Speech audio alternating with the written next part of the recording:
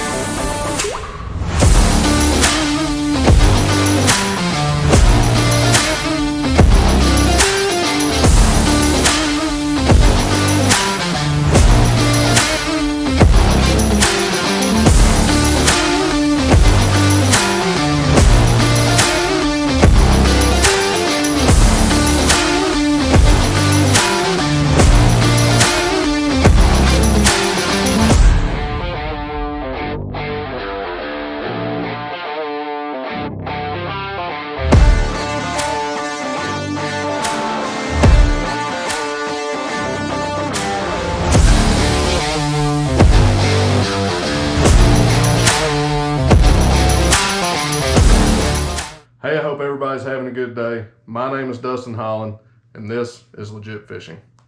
I'm joined today by Bryce Deboard. If you didn't know, we host a tournament series based out of North Georgia that is also titled Legit Fishing, and we're about to kick off our 2024 season. The third. Year 3, baby. Yeah, the Here we third are. season of Legit Fishing Tournament. All right, so look. Got a list of stuff right here to talk about. Yep. First of all, I'd like to kick this off by year number 1. Okay, so small recap. Stick with us. Small recap. Yep. AOY, year number 1. Come out of the gate strong. Coming out of the gate strong, Michael Pruitt, one of our very good friends, just so happened to pull it off. He had a strong year that year and pretty well dominated the entire season. I would personally like to say the fact of like, all right, so tournament day, right? There's Michael, and you're like, He's got it. Yep. He's got it for sure. He spent a lot of time on the water that year. All right, so, but there was something that kind of like shook us up, and that happened on Chattooga, and that was the Stanfields. Yep. I know Mitchell and Chad well, but you talk about a cold tournament. That was miserable. That was April, first, second weekend in April, and here in North Georgia, it snowed that entire tournament. It was 20 degrees. It was one of the coldest tournaments I think we've all ever fished. And my boat personally, we're out there, and I had Bradley Stone with me as co-pilot on my boat, and he was like, "Dude, I think you're gonna have to take me back to the truck." Yeah. I mean, genuinely, it was that cold. Yeah. But so side mentions. All right, I'm like, Chad, man, what did y'all do? He's like, we never left side of the truck all day. that is true. That tournament, my wife fished that tournament with me, and I've been fishing for a long time, but every now and then you make those amateur mistakes, and You're talking about the trolling motor. I'm talking about the trolling motor. Yeah. I blasted everybody off that morning, and I went to take off myself, wife in the passenger seat, me in the driver's seat, and I go to take off and realize I have left my trolling motor down. Well, I sit back down, never did get fully up on plane, but sit back down, and a wave comes over the front of the boat. That's a bad tournament to be wet in. Yeah, and believe it or not, my wife sitting in the passenger seat never got wet. I got soaked, and it was a miserable tournament. All right, so we did not have a classic the first year. Correct. All right. The Stanfields happened to pull it off. Big Fish, first year, 681. Congratulations. That still stands. 681's, That's our top biggest fish in a tournament the last few years, which, FLW used to have a saying that they were fish lousy weather, and man, I tell you, I completely understand. It seems like every tournament is a cold front. Every tournament is a cold front, or every tournament is an unseasonable heat wave where the water's still cold and you're in shorts. No. I don't know if it was this last year or what it was, but we had a tournament earlier. I think it may have been in the April That would time have been period. Chattooga again. There was a cold front in the summertime. Yeah. Right there. I can remember that. But, Yeah. okay, going into the second year, small recap once again, AOY. Corey Waters. Corey Waters pulled What a out. sneaky guy. It was Our AOI towards the end of the year has always been a very tight race. The points are set up to where it keeps everything interesting. I agree. But it came down to our last tournament of the regular season, and I believe Corey pulled that one off by 5 points. I went to announce the AOI. And I double checked, went through everything, and I announced Corey as our AOI, and his literal response was, "What? Are you serious?" It was that tight of a race. Okay, once again, year 2. All right, Chatuge being the lake where somebody pulled the biggest fish out of it. Yep. It was a 640 Eli Wishon. Eli Wishon, and Chatuge. We set that tournament up. It's typically in April every year. It's prime pre-spawn for our area, and I tell you, the majority of the lakes that we fish are spotted bass lakes. But both times, the first year and the second year, somebody pulled a decent sized largemouth out as the big fish for that tournament. Honestly, I think everybody can agree with the fact of a largemouth is going to take your big fish. Agreed. So your spots, 9 times out of 10, that'll win your tournament, Yep. right? But it seems like, obviously, the last 2 years, Chatuge paying off with largemouth. What do you see for year 3? Where's the lake? We've thrown a curveball in this year on our series. We typically fish Highland reservoirs. That's what's in our area. You've got Carter's, you've got Blue Ridge, you've got Chatuge, you've got Lanier.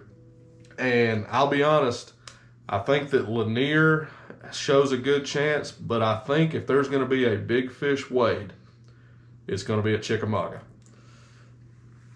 I think that's got a lot to do with the timing of where we're at on the agenda here, when Chickamauga is, and that's May 4th. May 4th, it's still just a little bit north of us. It's about an hour drive from where we're at to Chickamauga. So you get into that mid-April, early May time frame, you're talking prime time for some spawning largemouth.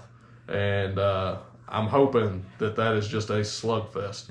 If they're not absolutely just hitting the head on Chickamauga, that could be a really good tournament. Obviously, we expect the boats, but the weights in that time of year, that may be a slugfest in itself. It may as well. And then you've got to look.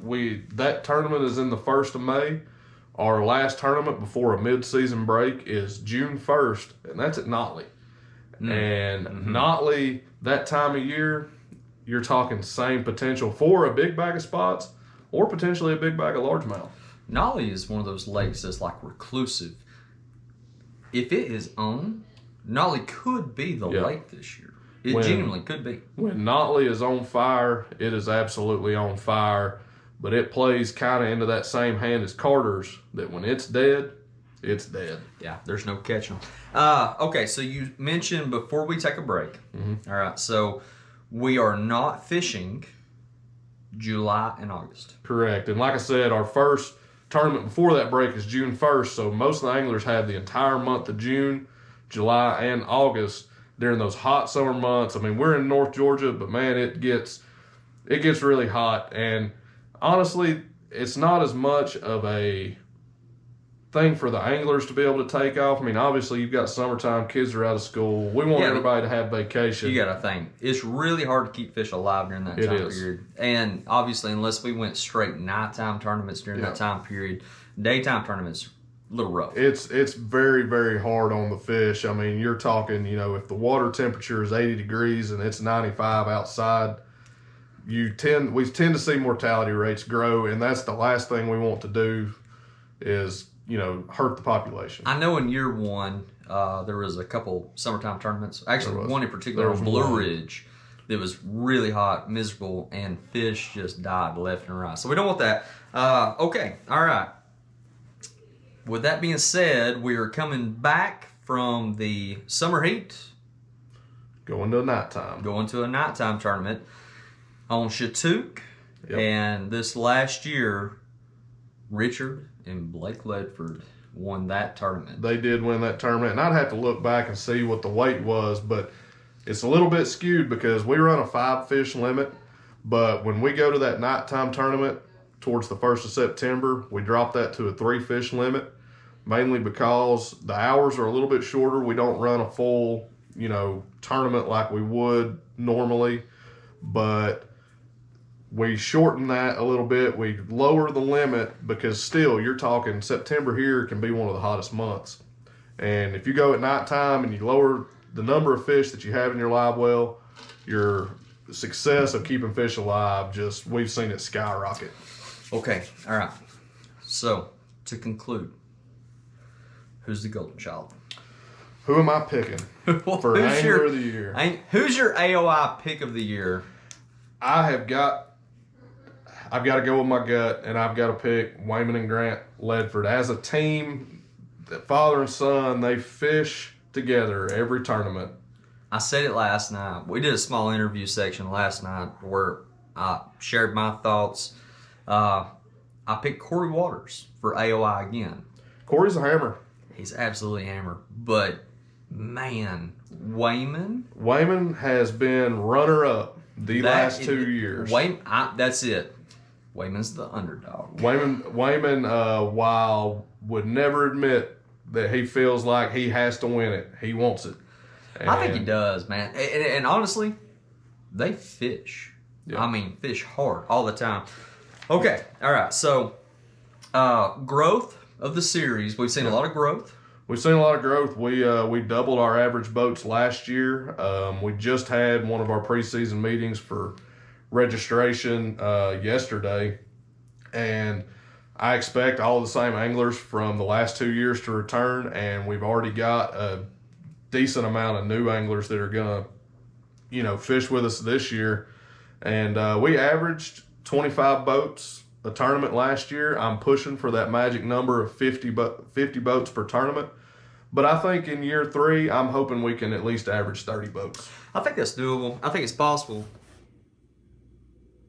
Hey guys, unfortunately, I had some video issues. The memory card messed up or something. But anyway, we are excited and looking forward to this 3rd season of our fishing series. Give you all a rundown real quick. February 24th, which is the day this video is airing, we're going to be at Blue Ridge Lake. 2 weeks later, March 9th, we're going to be at Carter's. 2 weeks after that, March 23rd, we're going to be at Lanier. And then April 6th, we're going to be at Lake Chattooga. Those are our first 4 tournaments in Georgia, and we've stacked them, kind of try to get this pre-spawn bite going. But then on May 4th, we're headed to Chickamauga, and I'm really looking forward to that tournament. June 1st, we're going to be at Notley. We're going to take a break during those hot summer months. Most of June, all of July, August, and we're going to come back for a night tournament September 7th at Chattooga.